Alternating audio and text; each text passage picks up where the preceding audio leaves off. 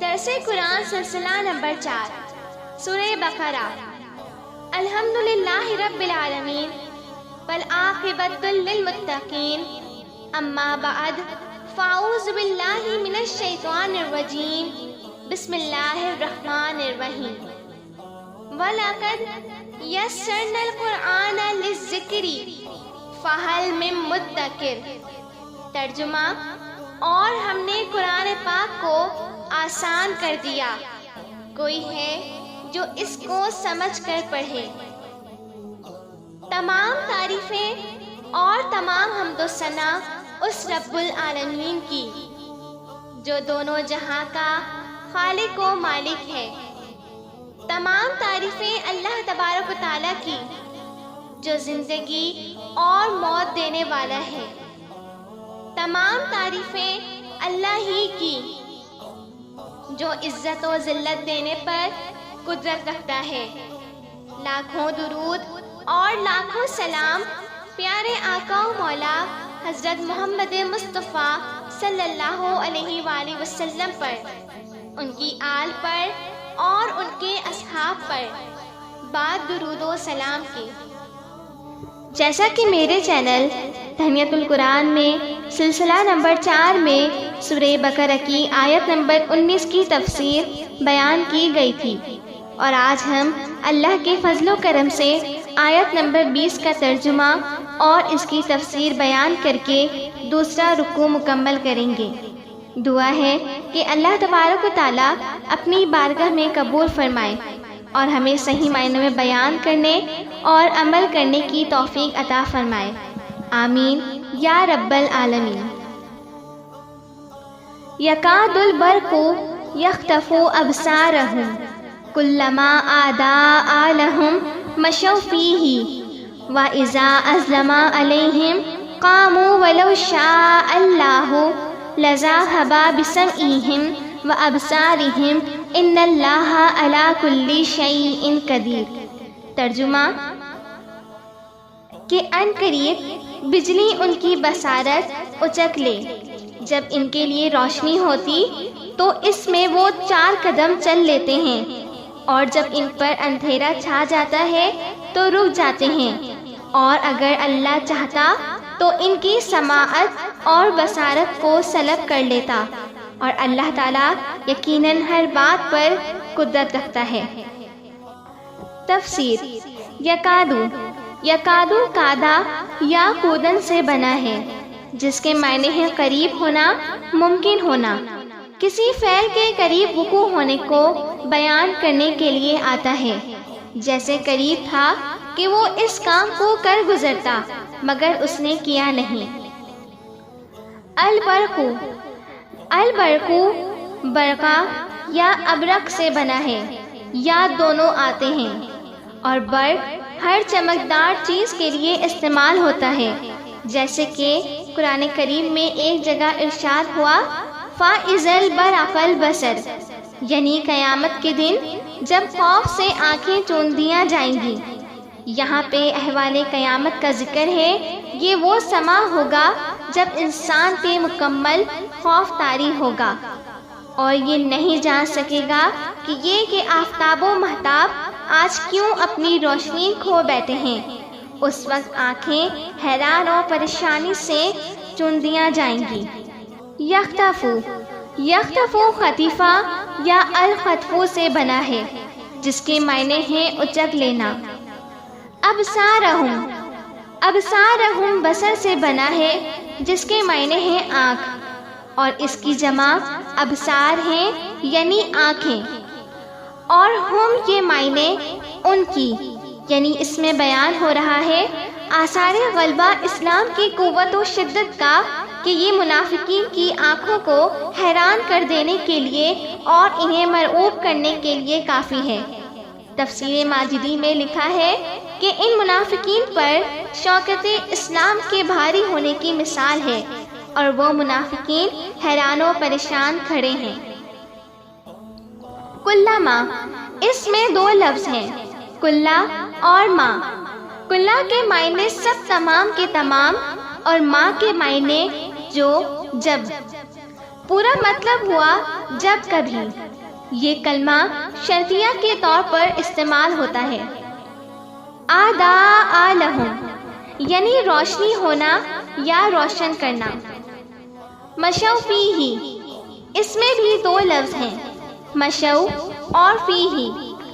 مشوا مشا یا یمشی سے بنا ہے۔ یہ فعل ماضی جمع مذکر غائب ہے جس کے معنی ہیں چلنا۔ فیہ جس کے معنی ہیں میں اور اس، جس کا پورا مطلب ہوا اس روشنی میں چلنا۔ تفسیر ابن کثیر میں اس لفظ کے متعلق لکھا ہے کہ جب ان منافقین کے سامنے اسلام کی کامیابی و کامرانی ظاہر ہوتی تو اس کی طرف راغب ہونے لگتے تاکہ مال غنیمت اور مسلمانوں سے دوسرے فوائد حاصل کر لیں۔ واعظہ واعظہ جس کا مطلب ہے اور، یہ کلمہ بھی شرطیہ ہے اور یہ لفظ جب کے لیے بھی استعمال ہوتا ہے۔ ازلمہ ازلمہ یظلمو یا اظلامن سے بنا ہے۔ یہ باب افعال میں سے ہے جس کا مطلب ہے تاریک ہونا یا اندھیرا چھا جانا۔ علیہم علیہم کی تفسیر ہم پچھلی آیتوں میں بیان کر چکے ہیں۔ قامو قامو قاما یقومو یا قیامن سے بنا ہے۔ یہ فعل ماضی جمع مذکر غائب ہے جس کے معنی ہے وہ سب رک جاتے ہیں یا ٹھہر جاتے ہیں۔ امام فخر الدین رازی اپنی تفسیر رازی میں اس لفظ کے بارے میں لکھتے ہیں کہ جب ان منافقین کو اسلام یعنی مسلمانوں سے متعلق کسی تکلیف یا پریشانی کا علم ہوتا تو جہاد وغیرہ میں اس کی طرف بڑھنے سے رک جاتے ہیں۔ ولو شاء اللہ ولو کلمہ شرطیہ ہے، شاء اللہ یہ لفظ فعل ماضی واحد مذکر غائب ہے جس کے معنی ہیں چاہنا یا ارادہ کرنا۔ لذهب بسمعهم وابصارهم یہاں پہ صرف ہم لذهب کی تفسیر بیان کرنا مناسب سمجھتے ہیں کیونکہ بسمعهم اور ابصارهم کی تفسیر ہم پچھلی آیتوں میں بیان کر چکے ہیں۔ لذهب لام زبر کے ساتھ آئے تو تاکیدی معنی پیدا ہوتے ہیں اور اس کے بعد اگر با آ جائے تو اس کا مطلب ہوگا لے جانا، جس کے معنی ہیں کہ اگر اللہ تعالیٰ چاہتا تو ان کی سماعت و بصارت کو لے جاتا۔ ان اللہ علی کل شیء قدیر یہ کہ صرف اور صرف اللہ ہی ہر بات کی قدرت رکھتا ہے۔ اس میں قدیر کا اطلاق صرف اللہ تبارک و تعالیٰ کی ذات کے علاوہ کسی اور کے لیے قطعی جائز نہیں۔ یہاں ایک بات ذہن نشین کر لی جائے کہ اللہ تبارک و تعالیٰ کے کم و بیش 99 اسماء الحسنی ہیں۔ ان تمام اسماء الحسنی میں صرف لفظ اللہ اسم ذاتی ہے، باقی تمام اسماء الحسنی اسم صفاتی ہیں۔ یہاں یہ بات یاد رکھیں کہ کوئی شخص اپنا نام صرف اللہ نہیں رکھ سکتا کیونکہ وہ اسم ذاتی ہے جو صرف ہمارے معبود و برحق صرف اللہ رب العزت کے لیے ہے۔ باقی اسماء الحسنی اسم صفاتی ہیں تو وہ نام رکھنے میں کوئی حرج نہیں۔ اسماء الحسنی کے متعلق ان 2 رکوع مکمل ہونے کے بعد جو الحمدللہ آج مکمل ہو رہے ہیں، ہم اسماء الحسنی کے متعلق تفصیلاً بیان کریں گے کہ اس میں صفاتی میں سے کوئی شخص اپنا نام رکھ لیتا ہے تو اس کا مطلب کیا ہوگا۔ اس کا مفصل بیان ہم اپنی اگلی ویڈیو میں اللہ تبارک و تعالیٰ کی مدد، نبی اکرم صلی اللہ علیہ وآلہ وسلم کے صدقے اور ماہ مبارک کے صدقے بیان کریں گے۔ اللہ تبارک و تعالیٰ ہمیں توفیق عطا فرمائے۔ خلاصہ تفسیر یہاں پر بھی سابقہ آیتوں کو انداز بیان قائم ہے۔ اس بیان کے 2 نقطے ہیں۔ ویسے تو اللہ تبارک و تعالیٰ کے کلام کے معارف لامحدود ہیں، جو جتنا غور کرے، جتنی توفیق اسے ملی ہو، اتنے ہی اسرار اس پر کھلتے ہیں۔ لیکن یہاں ایک تو منافقوں کی ظاہری کیفیت اور ان کی اٹل تقدیر کا بیان ہے، اور دوسری یہ کہ کبھی کبھار ایک لمحے کے لیے ان منافقوں کی حقیقت کی کوئی جھلک دکھائی دیتی ہے، اور امکان ہوتا ہے کہ شاید سیدھی راہ پر چل نکلیں، لیکن وہ روشنی اور بجلی کی ایک پل کی چمک ثابت ہوتی ہے، جس کے بعد تاریکی اور بڑھ جاتی ہے اور آنکھوں کے سامنے اندھیرا اور زیادہ ہو جاتا ہے۔ ان منافقوں کا حال یہ ہے کہ روشنی دیکھنے کے بعد ان کے دلوں کی تاریکی اور بڑھ جاتی ہے۔ اس آیت میں راسخ منافقوں کے ساتھ ان کا ذکر بھی ہے جو ابھی نفاق میں مبتلا ہوئے ہیں۔ وہ لوگ گو مگو کے عالم میں ہیں، انہیں بالکل بے بس اور ہمیشہ کے لیے محروم نہیں کیا گیا۔ ان کے بارے میں یہ کہا گیا ہے کہ سم بکمن عمیون کی کیفیت میں ہیں، یعنی حواس رکھتے ہوئے بھی بد حواس ہیں۔ اس آیت نمبر 20 کی حکمت و بصیرت۔ منافقین ہمیشہ موقع پرست ہوتے ہیں۔ جب اسلام لانے میں کچھ مطلب ہوتا ہے، مثلا مال غنیمت اور مسلمانوں سے مراعات کا حصول وغیرہ، تو پھر انہیں اپنے اسلام کا اعلان کرنے میں دریغ نہیں ہوتا، اور جب آزمائش کا وقت ہو تو صاف انکار کر دیتے ہیں۔ اس آیت میں انہیں تنبیہ کی جا رہی ہے کہ ایسا نہ کرو ورنہ اللہ کا عذاب آ جائے گا، کیونکہ اللہ ہر چیز پر قدرت رکھتا ہے، تو پھر تم میں یہ استعداد بھی باقی نہ رہے گا۔ نفاق کی یہ شکل آج بھی مسلمان حکمرانوں میں نظر آتی ہے، بالخصوص ملک پاکستان کے موجودہ حکمران جو نام کے شریف ہیں، لیکن ان کا کردار و عمل کس طرح کا ہے کہ ان کے اس عمل اور کردار سے شیطان بھی شرما جائے۔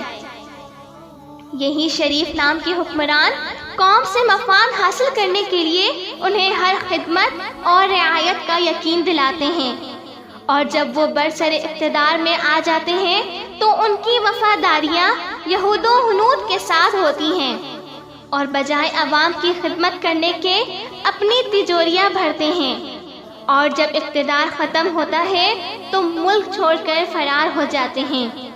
یہ ان حکمرانوں کو جاننا چاہیے کہ یہ نفاق بالآخر ان کی تباہی و بربادی کا باعث ہوگا۔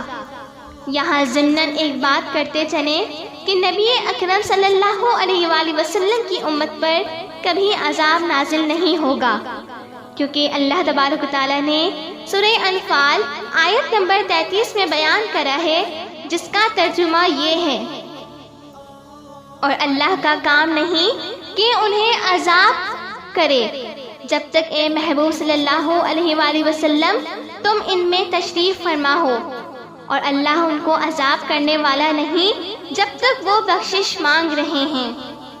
اے پیارے، میں تیری امت کے چہرے دنیا میں مسخ نہیں کروں گا، لیکن جب ان کی خودسری اور نافرمانی حد سے بڑھ جائے گی تو ان پر ظالم حکمران مسلط کر دیے جائیں گے۔ دیکھیں ہیں یہ دن اپنی ہی غفلت کی بدولت، دیکھیں ہیں یہ دن اپنی ہی غفلت کے بدولت، سچ ہے کہ برے کام کا انجام برا ہے۔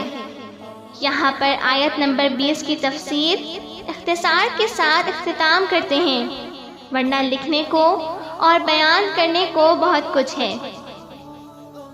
زندگیاں ختم ہوئیں اور قلم ٹوٹ گئے، زندگیاں ختم ہوئیں اور قلم ٹوٹ گئے، مگر تیرے اوصاف کا ایک بھی باب پورا نہ ہوا۔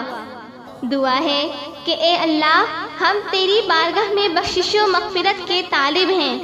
اس مبارک مہینے کے صدقے، قرآن پاک کے صدقے، اپنے پیارے محبوب صلی اللہ علیہ وآلہ وسلم کے صدقے ہمیں بخش دے اور ہماری مغفرت کر دے، اور ہمیں ان ظالم اور شریف نام کے بدمعاش حکمرانوں سے ہماری نجات عطا فرما دے۔ تجھ سے دلی خوشی کا سوال ہے، اپنی شان کے مطابق عطا فرما۔ ہمیں تو سنتا ہے اور جو ہمارے دل میں ہے اسے تو بہتر جانتا ہے۔ بے شک تو دعاؤں کو قبول کرنے والا ہے اور ہماری ہر جائز حاجات کو قبول و منظور فرما۔ اے اللہ ہمیں قرض، مرض، رسوائی، تنگ دستی اور ناگہانی آفات سے ہماری حفاظت فرما۔ ہمارا یہ بیان کرنا اور آپ لوگوں کا سننا اپنی بارگاہ میں قبول فرما اور ہمیں علم و عمل کی دولت سے مالا مال فرما۔ آمین یا رب العالمین۔